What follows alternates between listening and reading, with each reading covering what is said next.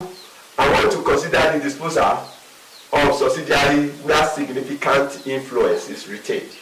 Significant influence, that is an associate. So, please, I've given you the steps for solving problems involving disposal of subsidiaries. Number one, I've told you that you present the summary of the net asset at the date of disposal and at the date of acquisition. Number one, present step one. These are the procedures or steps I have given to you in part one. Present the summary of subsidiary net assets at the date of disposal, at the date of acquisition, and at the date of disposal. The summary of the subsidiary net asset at the date of acquisition and at the date of the disposal. Number two is to calculate goodwill on acquisition. Calculate goodwill on acquisition. So the detailed explanation is in part one. Step three, calculate the NCI at the date of the disposal. Calculate the non-controlling interest NCI at the date of disposal. Please support me by sharing these videos with others. Number four, calculate the profit or loss on disposal. Calculate the profit or loss on disposal. The format has been given in part one. Step five, calculate the group retained earnings. Calculate the group retained earnings. Step 6, prepare the consolidated. The consolidated financial statements. These are the steps required to solve problems involving disposal of subsidiary. So, consider watching the part one for better understanding. Now, let me take an example. Jericho bought 70% of the share capital of Shane Co. for $120,000 on 1st of January 2006. At that date, Shane Co.'s retained earnings stood at $10,000. The statement of financial position at 31st December 2008 summarized statement of profit or loss and other comprehensive income to that date, and movement on retained earnings are given below. We have statement of financial position. We have Angels Co. and Shane Co. Non-current assets amount to $1,000. We have property, plant and equipment $200,000 and $80,000 for Angels Co. and Shane Co. Investment in Shane Co. 120 and dash. The total of the non-current assets is 320 and 80 respectively. Current assets 890 and 140 for Angels Co. and Shane Co. respectively. The total assets of Angel Co. is 1,210 and 220. We have equity. Share capital $1 ordinary shares 500,000 and $100,000 for Angels Co. and Shane Co. respectively. We have retained reserves 400,000 and 90,000. The total equity of Angels Co. is $900,000, and while that of Shane Co. is 190. Current liabilities 310 and 330. The total equity and liability of Angel Co. is 1,210, and that of Shane's Co. is 220. Summarized statement of profit or loss and other comprehensive income amounting $1,000. Profit before interest and tax 120 for Angels Co. and Shane Co. respectively. Income tax expense 40 and 80.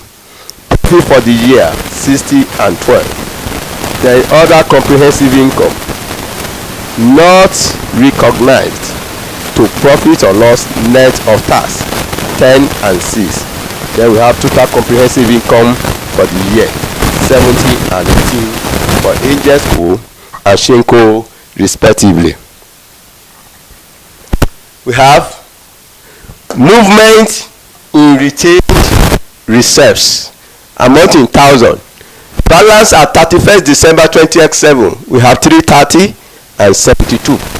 Total comprehensive income for the year we have 70 and 18. Balance at 31st December 20x8 we have 490 for Angels Co. and Shane Co. respectively. Angels Co. sells the holding in Shane's Co. for $120,000 on 30th of June 20x8. At that date, the fair value of 35% holding in Shane Co.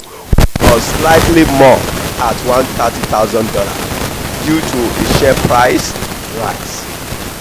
The remaining holding is to be dealt with as an associate. This does not represent a discontinued operation. No entries have been made in the accounts for the above transactions. Assume that profits accrued evenly throughout the year. It is the group policy to value non-controlling interest at acquisition fair value. The fair value of the non-controlling interest on 1st of January 20x6 was $51,400 required.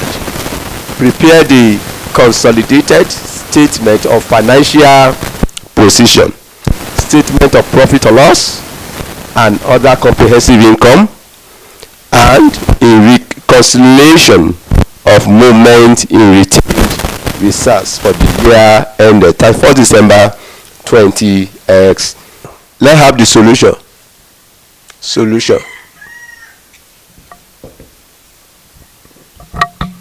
Now let's have the timeline.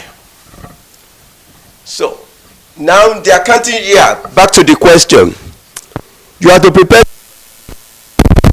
statement of financial position, statement of profit or loss, another comprehensive.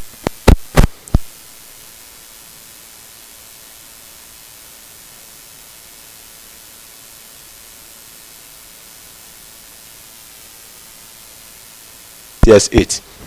Have the timeline. So the accounting year span January to December 20x8. So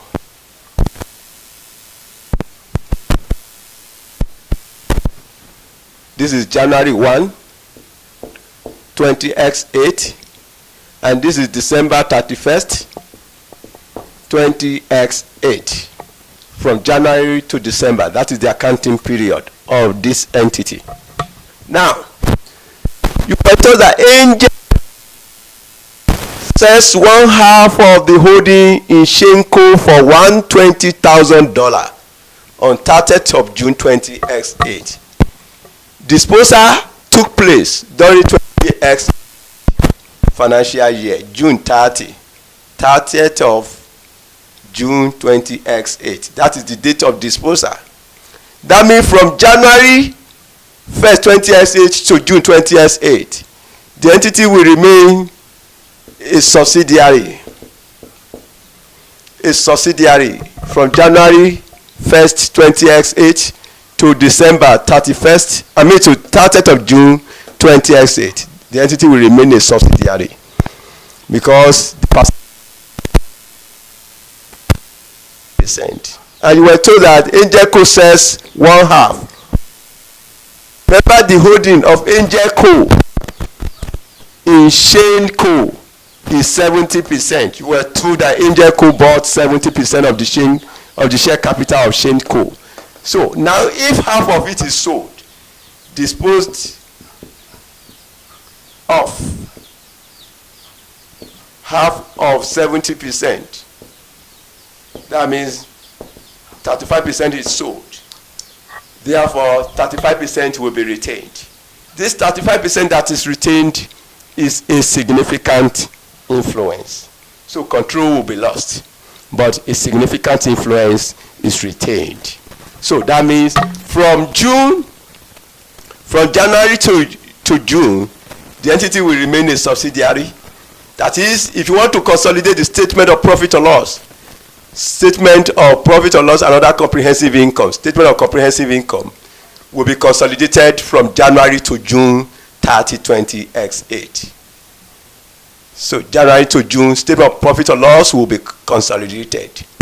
But from July 1st to December 31st, control is lost and a significant influence is retained. That means the entity becomes an associate. So since the entity is becoming an associate, therefore equity accounting method will be used.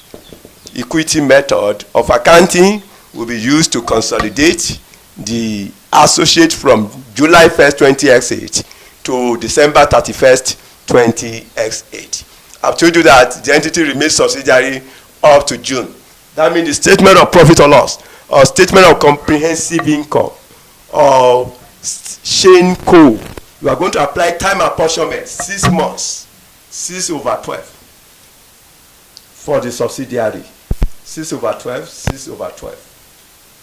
While the statement of financial position will not be, you are not going to add that of the subsidiary with that of the parent, since control is lost.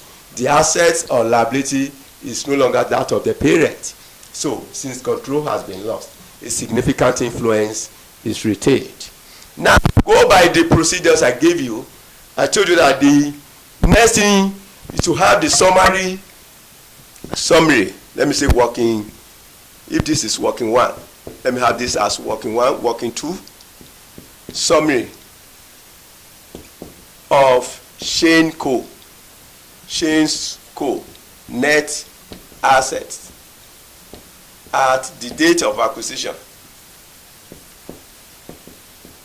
Let's have the summary of the net asset of SHANCO at the date of acquisition, DOA. So that means you are going to have DOC, then you have DOA, then you have the post-acquisition. The post-acquisition period now, so the entity, during the post-acquisition period, the entity will be having an associate. So during the post-acquisition period, you'll be having an associate and subsidiary. Let me have subsidiary, and associate. Retained earnings.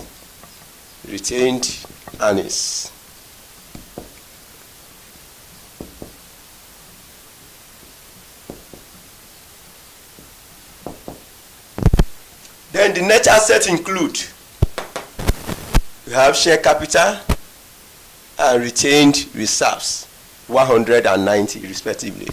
We have share capital, 100, retained reserves, we have 90. So at the DOA, you'll be having 100. No post-acquisition. Then retained reserves. How much is the retained reserves as at the date of acquisition? Back to the question. At that date, SHANCO retained earnings stood at $10,000. So retained earnings at the date of acquisition is 10,000. That means post-acquisition reserves will be 90 minus 100 minus 10. That will be 80. You'll be left with 80. This 80, which is post-acquisition, will be apportioned between the subsidiary and the associate. Remember, as at 1st of July 20S8, the associate is formed. The entity is becoming an associate. So now we were given total comprehensive income for the year. That of the subsidiary is 18,000. So since we are having 18,000 now, in associate period now we have 18,000 times 6 months out of 12 months. I've told you that the period of associate is 6 months. So this will give you 18 times 6 over 12, that will give us 9. So if 9 relates to the period of associate, therefore the remaining, if you know the post-acquisition reserves is 80. 80 minus 9, that will be 71. That 71 relates to the subsidiary. So you now have total 190, 100, 110. Here you have 71. Here you have 90. Let's also have summary of Shenco, that is the subsidiary. Shenco net assets at the date of disposal. DOD, date of disposal. Remember, the net asset you have here is the one at the date of acquisition. If you have watched my earlier presentation, I've told you that the first thing is to present a summary of the subsidiary net asset at the date of acquisition and the one at the date of disposal. So now this is the one at the date of acquisition, then we are now having the one at the date of disposal. We have date of consolidation. We also have date of disposal. Then the post-acquisition period after disposal will be the period of associate. When the subsidiary is disposed, then the period after that period will be the period of associate. So which is associate retained earnings. So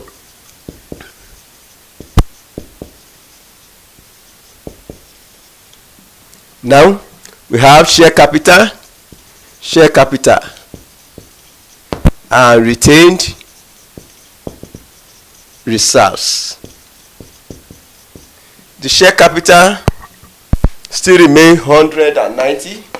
100, share capital 100, retained reserves 90.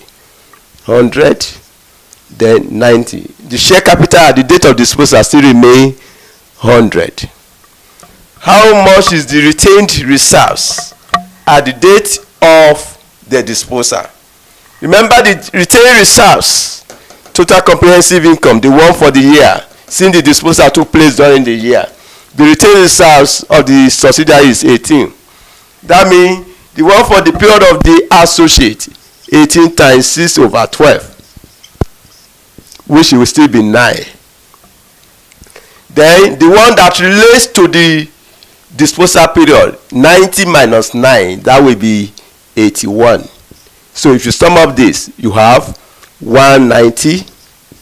Then here you have 181. Here you have 9.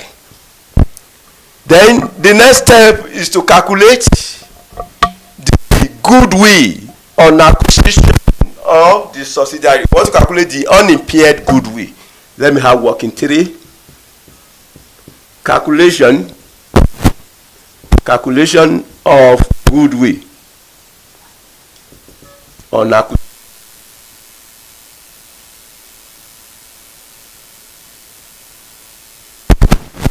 So to calculate goodwill, we have consideration transferred, the price paid,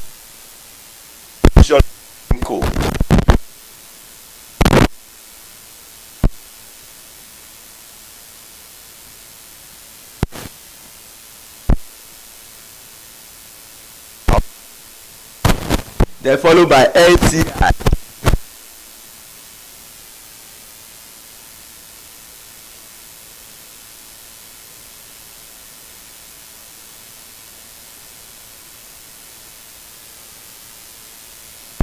So you were told that it is the group policy to value non-controlling interest at acquisition fair value. The fair value of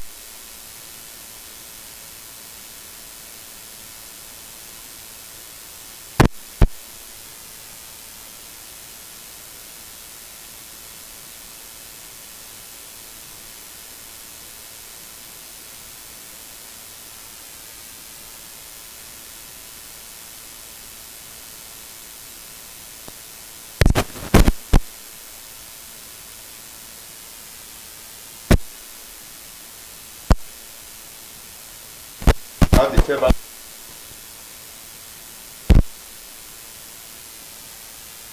If you subtract the 110 from 171.4, you'll be left with 60.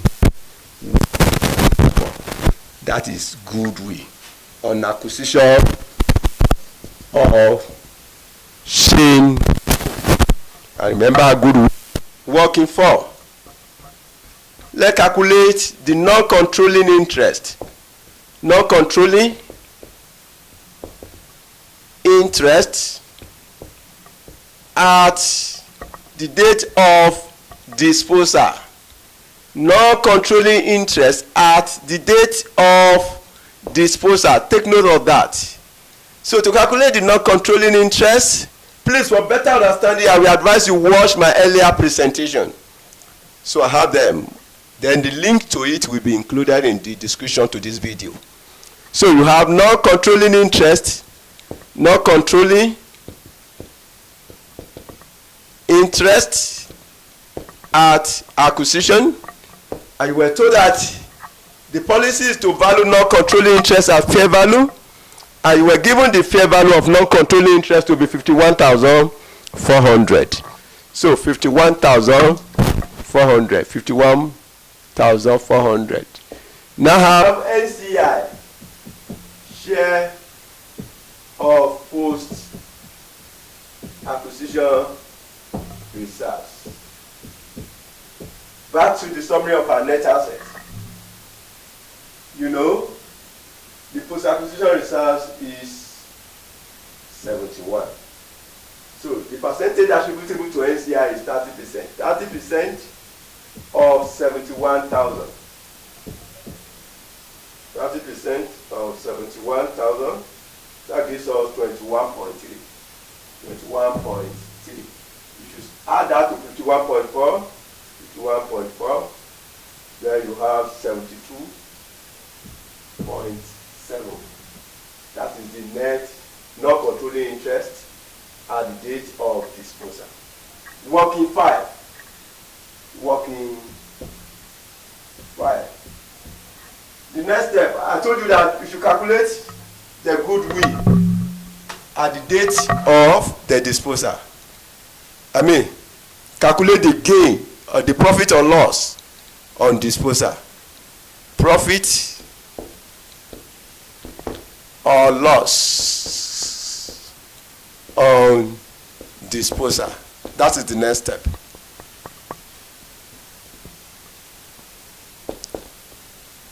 I've told you that to calculate the profit or loss on disposal, you have the proceeds. Proceeds. How much was the subsidiary disposed? Back to the question. Angelco says 1/2 of the holding in Shenko for $120,000. The proceed is $120,000. Then if you have watched my previous presentation, I've told you that the next thing is the fair value of investment retained. Fair value of the investment retained. Now we said significant influence is retained. At that date, the fair value of 35% holding in Shenko was slightly more at 130,000 due to a share price rise. This is the fair value of the remaining 35% investment retained, which is 130. So if you sum it up, you have 250. 250. Then we now less. Number 1, fair value of net assets at the date of disposal. Fair value of net assets at the date of disposal. Back to the summary of net assets at the date of disposal. So we have the fair value to be $181,000. So we have 181. Now less NCI at the date of disposal as calculated. We got 72.7. So you remove the 72.7, 72.7. So we have 181 minus 72.7. Then we have 103 108, 0.3. We also less unimpaired goodwill. Unimpaired goodwill on acquisition. So from our calculation, we got the goodwill to be 61.4. 61.4. 61.4. So if you subtract that, we have 250 minus 108.3 minus 61.4. Then you'll be left with 80.3. That is Angel Co Group. Consolidated statement of financial position as at 30th of June 20x8. Since the disposal leads to loss of control and only significant influence is retained, so we are not going to add the asset of subsidiary to that of the parent. No current assets. The assets of subsidiary should not be added to that of the parent since control is lost. So the first asset we have is property, plant, and equipment. Property, plant, and equipment. So we have 200. So 200 should be used. We don't need to add 80 to it since control is lost. 80 will need to be added where control is retained. But this is a disposal that leads to loss of control, and only significant influence is retained. Since significant influence is retained, we are going to account for investment in associate using equity method. So now let's have investment in Shane Co. Remember, Shane Co is the associate. Let me have that as working cis. So now, working cis now. Working cis, we have investment in Shane Co. I've told you that to account for the investment in associate using equity method, investment will initially be held at cost. The fair value of the significant influence that is retained is $130,000. So we have 130. Now have share of post acquisition retained reserves. You know, 35% is retained. The post acquisition retained reserve from the summary of net asset at the date of acquisition. The one that belongs to associate, we have 9,000. 35% of 9,000. So that gives us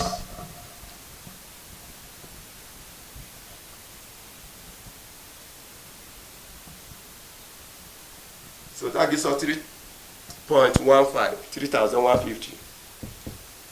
If you add it to 130, you have 133.15. That is the investment in associate. That is Shane Co, which is now becoming an associate. Shane Co is no longer a subsidiary, but an associate. So we have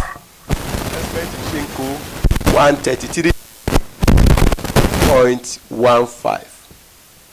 If you add it to 200, you'll be having 333.15. That is the total of the non-current assets. After non-current assets, the next item is the current asset. Current assets. Current assets. The current assets is 890, that of Angel Co. Remember, control is lost. You don't need to add the 140 here. Then plus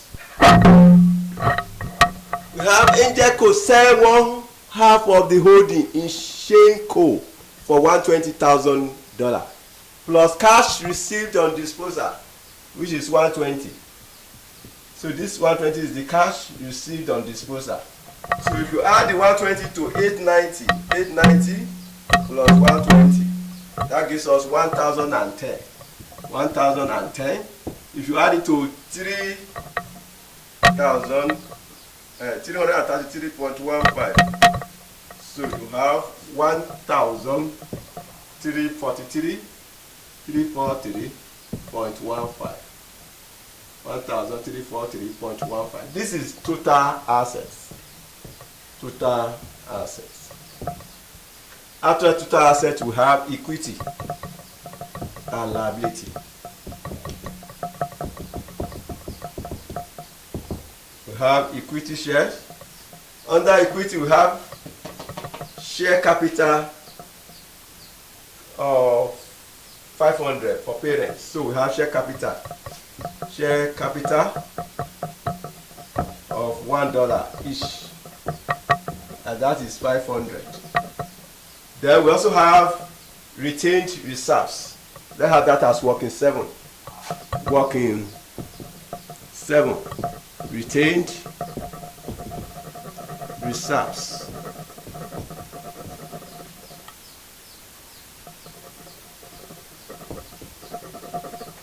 We have Angel Co. Retained reserves as per statement of financial position, and the retained reserves of Angel Co. as per statement of financial position is $400. We have $400. Then we now have Angel Co. share of post acquisition retained reserves of Shane Co. When Shane Co. was a subsidiary, the post acquisition retained reserves is $71. So we have the percentage of holding them was 70%. 70% of $71. So you calculate 70% of that. That gives us 49.7.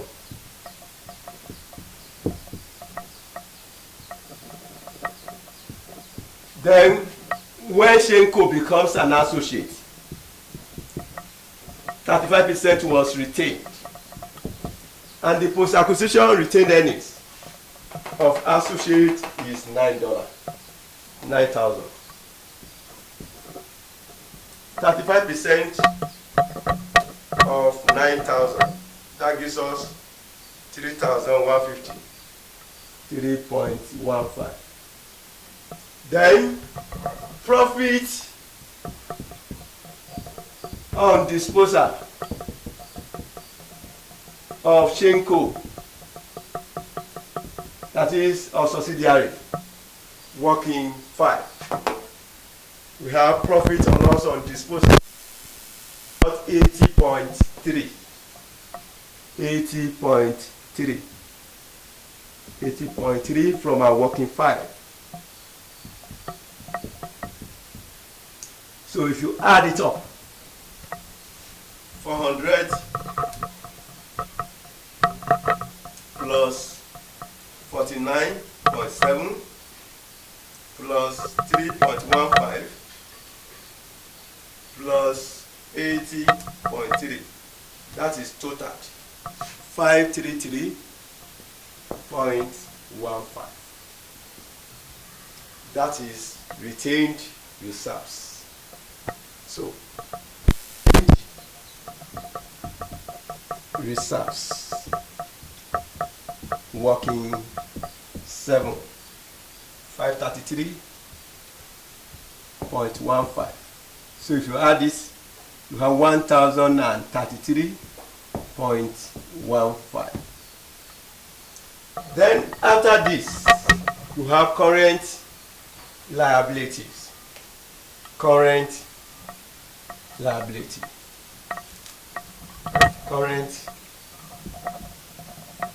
liabilities. Our current liabilities, we have current liabilities 310 for Shenko 310. So if you add it, 1033.15 plus 310, then we have 1343.15. 1343.15. This is the total equity and liabilities. Total equity and liabilities. This is the statement of financial position. Consolidated statement of financial position. Now back to the requirements. You have to prepare the consolidated statement of financial position. We've done with this. Then statement of profit or loss and other comprehensive income. That is, we have Angel Co Group. Consolidated dated statement of profit or loss for the year ended December 31st, 20x8. Remember, part year method will be used here since disposal took place as at June 30, 20x8. That means you are going to consolidate the statement of profit or loss of the subsidiary from January 1st, 20x8 to June 30, 20x8. Now, back to the statement of profit or loss. The first item there is profit before interest and tax. Profit before interest and tax. That of the parent is $100, while that of subsidiary is $20. So you have $100 plus that of subsidiary is $20. You are going to apply time apportionment since subsidiary was disposed of as at 30th of June 20x8. You are going to prorate it. You only need 6 months, January to June. 6 over 12. So 6 over 12 of 20, that will give us 10. 10 plus 100, that will give us 110. Then after this, you have profit on disposal of subsidiary, which from working 5, and we got 80.3. Profit from disposal of subsidiary, that is subsidiary Shenko, from working 5, we got 80.3. Then we have share of profit of associates. Share of profit of associate. Remember, Shenko is now becoming an associate of Angel Co, since only significant influence is retained. The profit for the year The profit for the year of associate is $12. So down $12 or $12,000. Percentage of associate is 35%. 35% of $12. And the associate, the period of associate is from July 1st, 20x8 to December, which is also 6 months. You need profit of 6 months. So $12,000, 35% of it for 6 months. That gives us $2.1. So this will be profit before tax. So now let's add.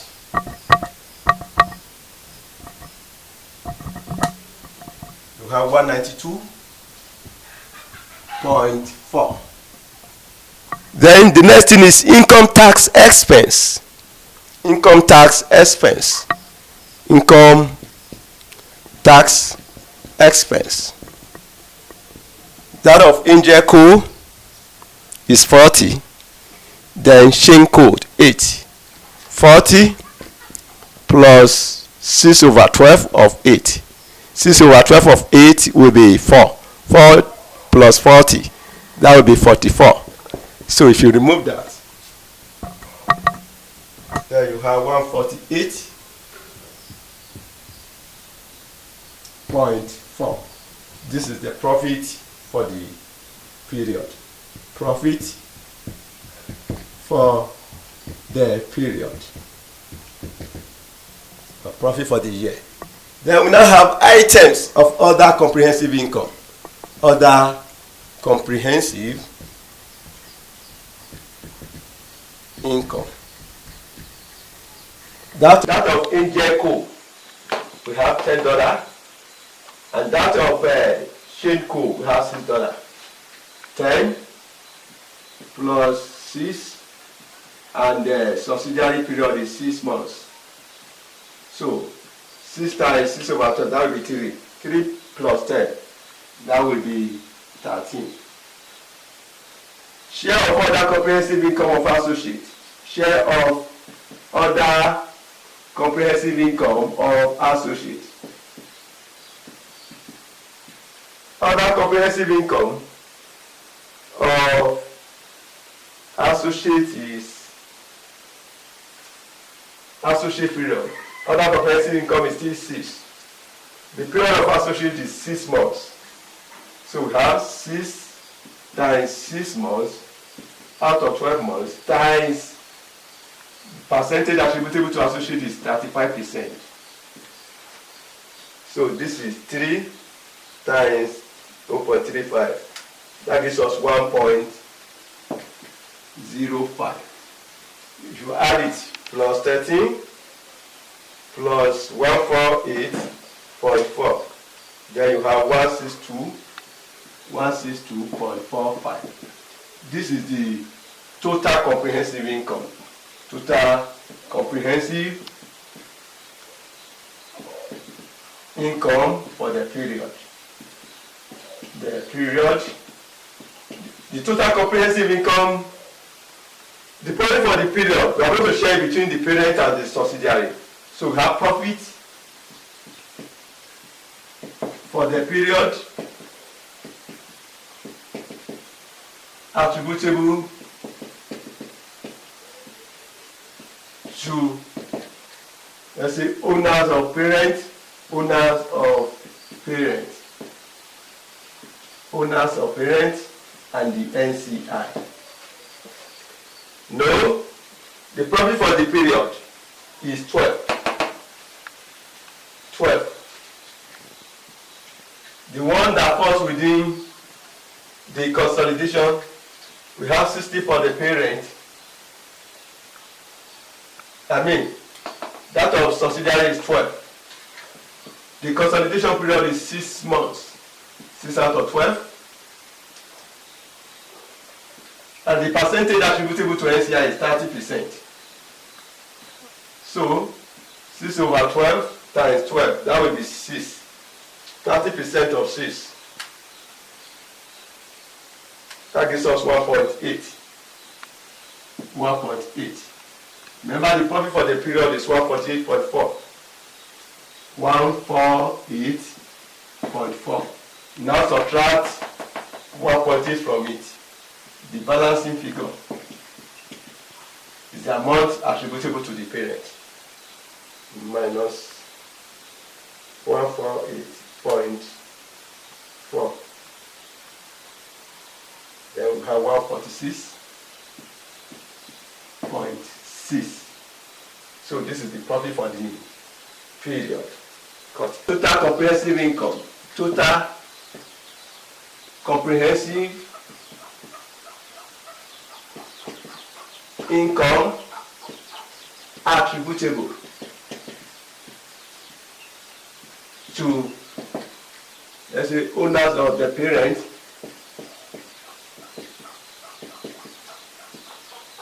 and NCI. The total comprehensive income for the year, that of the subsidiary is 18,000. So we have 18. The consolidation period is 6 months out of 12 months. The NCI is 30%. So that will give us, this is 6 over 12, or this is 9. 9 times 3 times 30%. That gives us 2.7. 2.7. The total comprehensive income as calculated above is 162.45. 162.45. If you subtract 2.7 from that, then the difference is 159. 159.75. So that is balancing figure.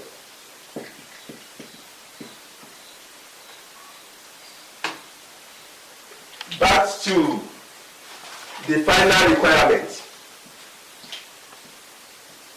and a reconciliation of movement in retained reserves for the year ended 31st December 2008. Now let's have the reconciliation in retained reserves. Angel Co Group, consolidated reconciliation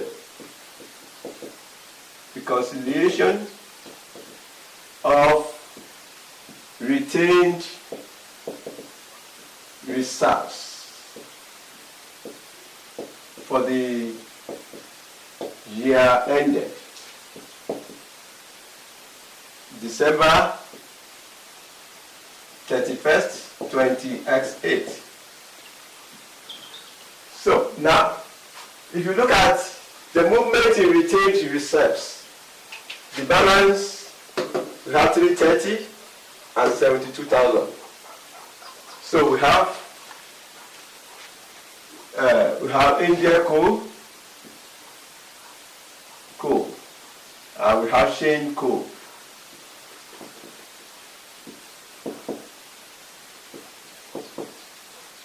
We have balance brought forward, which is 330 and 72. 330, and that of Shane Co we have 72. From this we left pre-acquisition retained reserves. Our pre-acquisition retained earnings is $10. If you deduct that, then you'll be left with 62. So we now have Angel Co share of that. Angel Co share of post-acquisition retained reserves of Shane Co, which is 70% of 62,000. So if you calculate 70% of that, that will give us 70% of 62. We have 43.4. 43.4. If you add it to 330, then you have 373 0.4. Then we have total comprehensive income for the year. So in our statement of comprehensive income, we have total comprehensive income of 159.75. Total comprehensive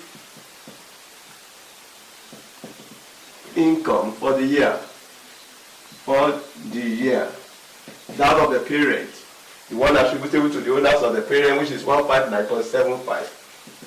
159.75. So if you add it to this, 373.4 plus 159.75. Then we have 373.4 plus 159.75. Then we have 533.15. This is the closing balance. That is closing balance of our retained reserves.